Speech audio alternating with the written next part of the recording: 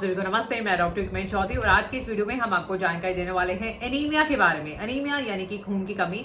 तो एनीमिया के बारे में हम पूरी जानकारी देने वाले हैं। इसके पीछे वजह क्या है, किनको ये ज्यादा देखा जाता है खून की कमी, और बात करना चाहेंगे होम्योपैथिक ट्रीटमेंट की, कुछ सप्लीमेंट की हम बात करेंगे, डाइट की हम बात करेंगे, जांचों की भी हम बात करने वाले हैं। तो पूरी जानकारी के लिए आपको पूरा वीडियो जरूर देखना है। और अगर आप हमसे फर्स्ट टाइम कनेक्ट हुए हैं तो हमारे रेगुलर शॉर्ट्स वीडियोस और लाइव यूट्यूब लाइव कंसल्टेशन के लिए आप हमारे चैनल को सब्सक्राइब जरूर कीजिएगा, बेल आइकन जरूर प्रेस कीजिएगा नोटिफिकेशन रिसीव करने के लिए। तो आइए स्टार्ट करते हैं। पहले हम बात करना चाहेंगे एनीमिया क्या है।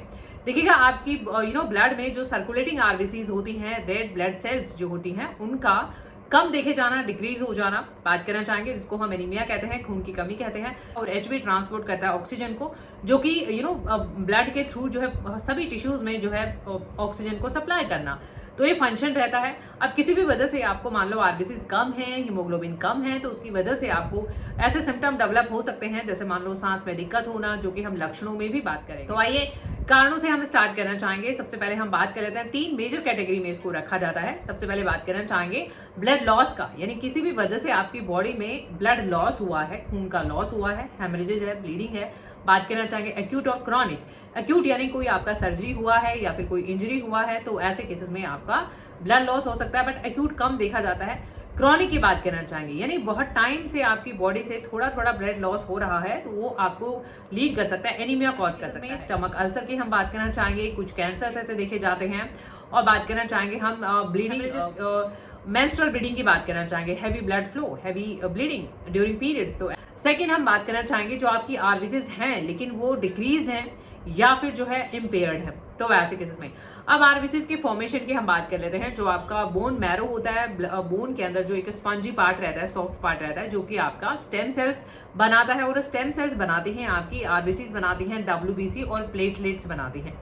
अब क्या होता है, ये स्टेम सेल्स का ही कम देखे जाना, जिसकी वजह से आपका आरबीसीज का फॉर्मेशन नहीं देखा जाता है। और कई बार एक कंडीशन देखी जाती है जिसको हम कहते हैं ल्यूकेमिया, यानी जिसमें आपकी डब्ल्यूबीसीज तो ज्यादा हो जाती हैं बट आरबीसीज कम हो जाती हैं, जो कि एनीमिया हो सकता है। प्लास्टिक एनीमिया है, कंडीशन है, उसमें भी यही देखा जाता है कि आपका जो इम्पेयर्ड बोन मैरो जो होती है, स्टेम सेल्स फ्यूअर होती हैं, जिसकी वजह से आरबीसीज भी कम होती हैं, तो आपको एनीमिया डेवलप हो जाता है। बात करना चाहेंगे हम हीमोलिटिक, या फिर हम ये बात करें डैमेज डिस्ट्रैक्शन की, यानी आरबीसीज हैं, सफिशिएंट भी हैं, लेकिन उनका टाइम से पहले डैमेज हो जाना, डिस्ट्रॉय हो जाना, किसी भी वजह से, कोई इन्फेक्शन की वजह से ऐसा हो सकता है, कोई ऑटोइम्यून डिसऑर्डर की वजह से ऐसा हो सकता है। तो बात करना चाहेंगे हम यहाँ पे थैलेसीमिया की बात करना चाहें, जिसमें इम्पेयर्ड एचबी देखी जाती हैं। और फिर हम बात करना चाहें सिकल सेल एनीमिया भी एक ऐसा हेरिडिटरी कंडीशन है जिसपे भी जो है आरबीसीज की शेप जो है इम्पेयर्ड होती है, जिसकी वजह से वो टाइम से पहले ही डिस्ट्रॉय हो जाती हैं। आरबीसीज का साइकिल रहता है 120 डेज, 120 दिन का, और उससे पहले ये इसका नेचुरल लाइफ साइकिल है। अगर इससे पहले वो डिस्ट्रॉय डैमेज हो जाती हैं तो ऑब्वियसली उनकी कमी देखी जा सकती है। देखिएगा, टाइप्स के साथ हम सिम्टम डिस्कस कर लेते हैं। वैसे ब्रॉड जो मेन सिम्टम देखे जाते हैं खून की कमी एनीमिया के, वो यही होते हैं कि फेस जो है पेल रहता है क्योंकि खून की कमी है, एचबी आयरन लो है। फिर बात करना चाहेंगे फटीग है, थकान देखी जाती है क्योंकि बॉडी में न्यूट्रिशन पहुंच ही नहीं पा रहा है, तो थकान, फटीग, ये सिम्टम हो सकते हैं। चेस्ट पेन हो सकता है, सांस लेने में तकलीफ हो सकती है। बात करना चाहेंगे हम इंडिविजुअली, यानी टाइप के अकॉर्डिंग क्या सिम्टम। सबसे पहले हम बात करना चाहेंगे यहाँ पे आयरन डेफिशिएंसी एनीमिया, जो कि बहुत कॉमन भी है।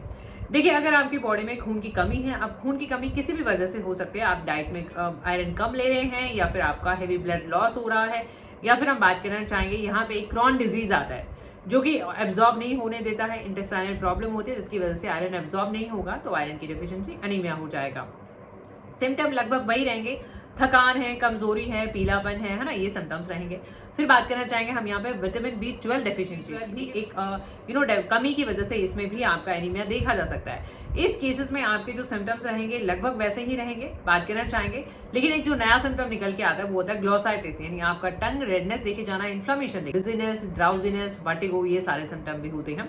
फिर बात करना चाहेंगे हम प्लास्टिक एनीमिया, जो कि हमने स्टार्टिंग में भी डिस्कस करा था। इसका मतलब यही है कि आपका जो बोन मैरो है उसमें स्टेम सेल फ्यूअर बन रही हैं, तो बन ही नहीं रही हैं, तो आरबीसीज नहीं बन रही है, तो डेफिशिएंसी है, तो इस वजह से ये प्रॉब्लम हो सकती है। इसमें जो सिम्टम्स देखे जाएंगे, जो अलग से सिम्टम्स देखे जाएंगे, वो ब्रूजेस देखा जाएगा, यानी आपकी स्किन पे कहीं कहीं दाग पड़ जाना, ब्रूजिंग इजिली, वो हमने बात करी थी। हीमोलिटिक, या फिर हम बात करें डैमेज और डिस्ट्रैक्शन की, यानी जिसमें आपकी आरबीसीज डैमेज हो रही हैं, डिस्ट्रॉय हो रही हैं। सेल एनीमिया की जो हमने बात करी थी, जॉन्डिस हो जाएगा, पीलिया वाले सिम्टम आ जाए, एब्डोमिनल पेन, ये सारे सिम्टम देखे जा सकते हैं। तो अब हम बात करना चाहेंगे, अब आप देख ही चुके हैं एनीमिया वैरायटी ऑफ कॉजेज हैं, बहुत सारे से हैं कॉजेज, तो इसमें हम डिपेंड करेगा आपका जो ट्रीटमेंट है, वो हमेशा डिपेंड करेगा कि आपका कॉज क्या है, क्या सिम्टम्स हैं आपके। अगर आपको आयरन डेफिशिएंसी एनीमिया है तो आपको आयरन सप्लीमेंट दिए जाएंगे। विटामिन B12 की डेफिशिएंसी है तो अगेन विटामिन B12 के सप्लीमेंट आपको लेने रहेंगे। और अगर कोई प्रॉब्लम है, अल्सर है की वजह से है, यानी कोई ब्लीडिंग डिसऑर्डर है तो उनको ट्रीट करा जाएगा। कोई ऐसी बीमारियां हैं जो जेनेटिक और हेरिडिटरी हैं तो उनमें ब्लड ट्रांसफ्यूजन करा जाता है। अगर हम बात करें थैलेसीमिया की या प्लास्टिक एनीमिया में बोन मैरो ट्रांसप्लांट कर सकते हैं, ब्लड ट्रांसफ्यूजन भी कर सकते हैं। इस सेल एनीमिया में आपको ऑक्सीजन थेरेपी दी जाती है। तो ये कुछ ट्रीटमेंट ऑप्शंस हैं। बाकी हम यहाँ पे बात करना चाहें, जांचों के लिए आपके कंप्लीट ब्लड काउंट CBC करा जाता है, आपके HB का लेवल चेक करा जाता है, आयरन के लेवल चेक करे जाते हैं और आपके पूरा सिम्टोमेटिक अप्रोच और होलिस्टिक केस हिस्ट्री लेना कि क्या क्या सिम्टम्स हैं तो क्या क्या हिस्ट्री आप में हो सकता है। होम्योपैथिक अप्रोच देखिए, होम्योपैथिक की हम बात करना चाहेंगे। टॉप 5 रेमेडीज की हम बात करने वाले हैं। एसिडम नाइट्रिकम है, सिंकोना है, एल्टेरिस फेरिनोसा है, फेरम मेटालिकम है और यहाँ पे सिंकोना, चाइना। तो ये कुछ रेमेडीज हैं जो हम यहाँ पे डिस्कस करने वाले हैं। नेट्राम्यूर है। बाकी आपकी मेडिसिन आपके केस के अकॉर्डिंग भी हो सकते हैं कि आप में किस वजह से है, कोई इन्फेक्शन है, किस टाइप का है, आप में जो खून की कमी है उसके पीछे वजह क्या है, डेफिशिएंसी है। तो यहाँ पे हम बात करना चाहेंगे, स्टार्टिंग हम यहाँ पे करना चाहेंगे सिंकोना से। चाइना सिंकोना एक ऐसी होम्योपैथिक रेमेडी है जो बहुत इफेक्टिवली हम आयरन डेफिशिएंसी या फिर हम बात के एनीमिया में यूज करते हैं। जब आपका ब्लड लॉस यानी बहुत ज्यादा हेवी पीरियड्स हुए हैं या किसी इंजरी में किसी भी वजह से कोई फीवर के बाद अगर आपको ब्लड लॉस हुआ है, सिंकोना चाइना ले सकते हैं हम। जहाँ जिस भी प्लेस से आप हमें देख रहे हैं तो ये कंपनी का कलर डिफरेंट हो सकता है। जिस प्लेस से आप देख रहे हो कंपनी का कलर कंपनी के अकॉर्डिंग होता है, डिफरेंट हो सकता है, बट आप इवन आपका फॉर्म भी अलग हो सकता है, टैबलेट भी हो सकता है। ये मेडिसिन का नाम है सिंकोना चाइना 30-200 ड्रॉपर इन मेडिसिन पे लगे हुए होते हैं। स्मॉलर क्वांटिटी के साथ लें। चाइना 30-200 में 1-2 तरीके से आप जो है रेगुलरली फॉलो कर सकते हैं अपने। इसमें हमने बात करी ब्लड लॉस के बाद आप चाइना यूज कर सकते हैं। देखिएगा, नेट्राम्यूर भी हम यूज करते हैं एनीमिया के केसेस में। नेट्राम्यूर फीमेल में बहुत ही अच्छी रेमेडी है, लेकिन इसका एक क्रेविंग देखा जाएगा सॉल्ट का, बहुत ज्यादा टेंड टू इंजेस्ट सॉल्ट, नहीं नमक खाने की एक टेंडेंसी देखी जाएगी। तो ऐसे केसेस में नेट्राम्यूर। और मेंटली अगर हम बात करें तो ग्रीफ रहेगा बहुत ही ज्यादा, आफ्टर ग्रीफ और कोई पर्सनल लॉस के बाद, बहुत ही ज्यादा ह्यूज लॉस के बाद अगर प्रॉब्लम अराइज हुई है तो नेट्राम्यूर हम यूजम नाइट्रिकम। देखिएगा, एसिडम नाइट्रिकम भी हम एनीमिया के केसेस में यूज करते हैं। यूजुअल क्रेविंग अगर हम बात करना चाहें, पेपर है, चौक है ना, इस टाइप की खाने की डिजायर्स रहती हैं तो इस केस में आप एसिडम नाइट्रिकम देख सकते हैं। Next remedy is ferrum metallicum. Ferrum metallicum almost specific है, almost specific in cases of anaemia. तो आप फेरम मेटालिकम ले सकते हैं 1-2 ड्रॉप दिन में 1 दवाई खाने से रेगुलरली आप यूज कर सकते हैं। एल्टेरिस फेरिनोसा की हम यहाँ पे बात करना चाहेंगे। एल्टेरिस फेरिनोसा अगेन एक बहुत ही अच्छी रेमेडी है in treating anaemia. Aletris farinosa female के लिए अच्छी रेमेडी है। फीमेल बहुत ज्यादा थक जाती हैं, टायर्ड हैं, फटीग है, वर्टिगो है, चक्कर आना, तो ऐसे केसेस में हम एल्टेरिस यूज करते हैं।